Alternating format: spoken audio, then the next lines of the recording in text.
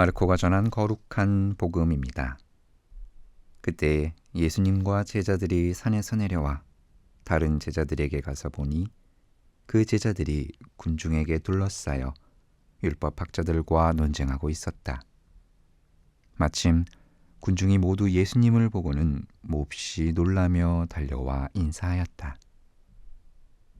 예수님께서 그들에게 저들과 무슨 논쟁을 하느냐 하고 물으시자 군중 가운데 한 사람이 대답하였다. 스승님, 벙어리 영이 들린 제 아들을 스승님께 데리고 왔습니다. 어디에서건 그 영이 아이를 사로잡기만 하면 거꾸로 때립니다.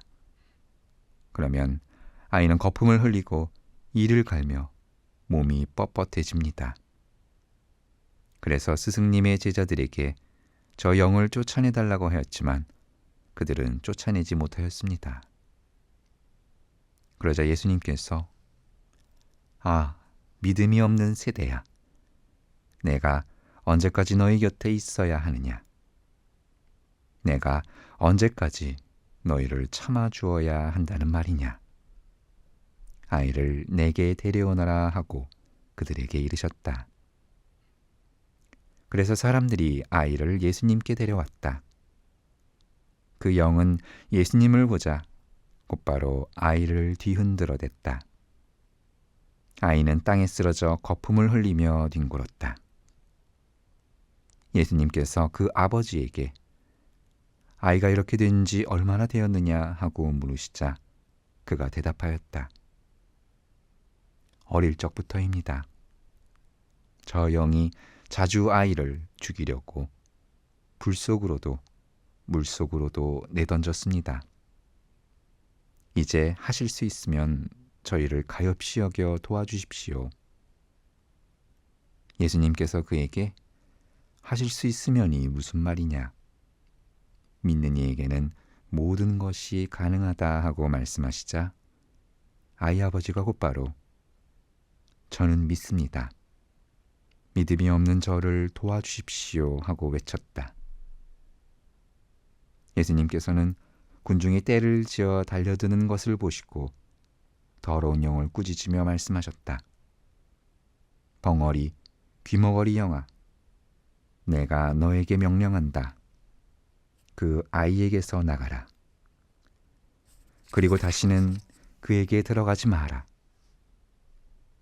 그러자 그 영이 소리를 지르며 아이를 마구 뒤흔들어 놓고 나가니 아이는 죽은 것처럼 되었다. 그래서 사람들이 모두 아이가 죽었구나 하였다.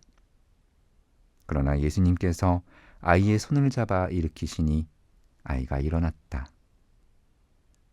그 뒤에 예수님께서 집에 들어가셨을 때 제자들이 그분께 따로 어째서 저희는 그 영을 쫓아내지 못하였습니까? 하고 물었다. 예수님께서는 이렇게 대답하셨다. 그러한 것은 기도가 아니면 다른 어떤 방법으로도 나가게 할 수 없다. 주님의 말씀입니다. 참 예수님, 여러분은 하느님께 주로 어떤 기도를 바치시나요? 요즘 많이 바치는 기도의 지향은 무엇인가요?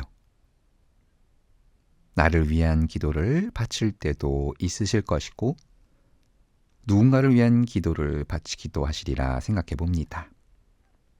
부디 주님께 올리는 여러분들의 정성 어린 기도에 하느님께서 당신 섭리의 응답을 보내주시길 저 역시 함께 기도하겠습니다. 오늘 복음의 주제는 믿음과 기도입니다. 예수님께서는 벙어리 영이 들린 어린아이를 치유해 주시고 그 영을 쫓아내시는 과정을 통해 이를 잘 보여주고 있습니다. 예수님은 먼저 아이를 괴롭히는 더러운 영을 꾸짖으시며 쫓아낸 다음 그 아이의 손을 잡아 일으켜 주십니다. 이는 더러운 영을 내쫓는 것으로 그냥 끝나는 것이 아니라 끝까지 치유해 주시고 살펴주시는 끝까지 책임져 주시는 예수님의 통합 서비스라고 말할 수 있습니다.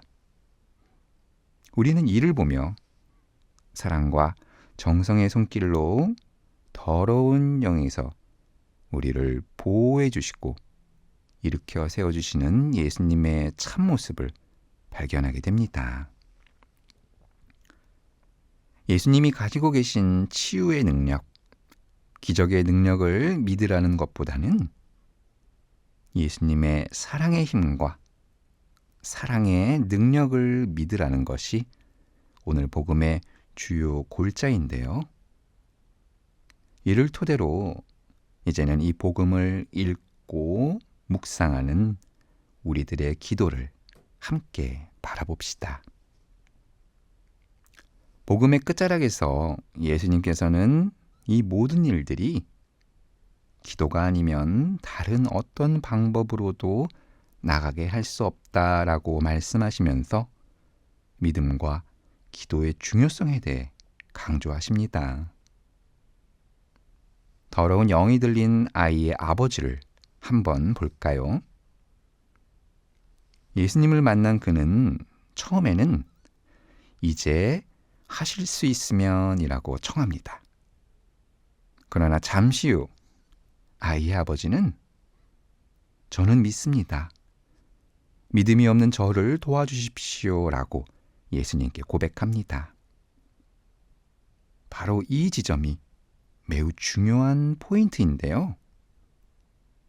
우리 아이를 낫게 해주십시오. 저희를 도와주십시오라는 기도에서 믿음이 없는 저를 도와주십시오라는 기도로 변화해가고 있음을 알 수 있습니다. 이것은 우리의 기도가 더욱 깊은 곳을 향해 나아가는 순간을 보여주는 것이지요. 그래서 기도를 오랜 시간 바치신 분들 혹은 기도를 깊이 바치는 분들의 기도는 믿음으로 나아가며 믿음으로 변화되고 믿음으로 성숙되어 간다는 것을 알 수 있습니다. 곧 하느님 아버지 이것 해주십시오. 저것 해주십시오 라는 기도에서 주님 저에게 믿음을 주십시오 라는 기도로 바뀌어 가는 것이지요. 이와 같은 기도는 점점 더 예수님을 닮아가는 기도라고 할 수 있습니다. 왜냐하면 우리가 기도를 바치는 목적은 바로 하느님의 뜻을 알아듣고 받아들이는 것에 있기 때문입니다. 오늘의 첫째 독서인 집회서를 보면 매우 깊은 단계의 믿음과 기도를 향해 가는 저자의 고백을 찾아볼 수 있습니다. 곧 세상 모든 것에서 하느님 현존의 흔적을 찾는 저자의 목소리를 들을 수 있지요. 주님께서 허락하신 오늘 하루 안에서 지금 나의 기도는 과연 어디를 향해 나아가고 있는지 가만히 살펴보면 참 좋겠습니다. 주여 이 잔을 내게서 거두어 주소서 드러나듯 뜻대로 마시고